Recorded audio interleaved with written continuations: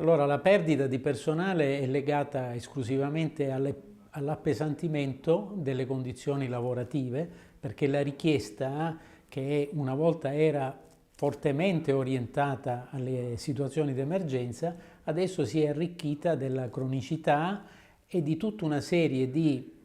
mancanza di risposta da altre strutture che quindi convergono sul pronto soccorso, che è l'unica struttura, ricordiamo, che non solo non può non accettare nessuno, ma provvede a tutte le domande che i cittadini più o meno gravi presentano.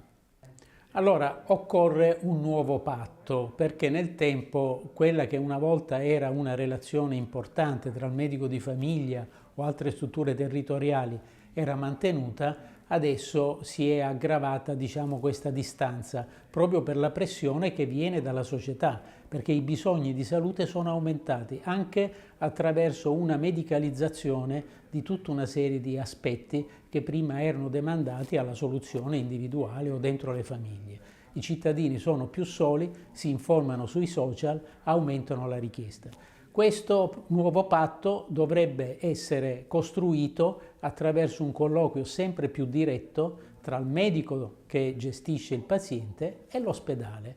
individuando già da prima che il paziente arrivi, individuando quelle situazioni che possono essere meglio gestite sul territorio o addirittura a casa, ipotizzando in futuro una medicina domiciliare, e quello che invece necessariamente richiede la risposta da parte dell'ospedale, in questo caso dell'emergenza.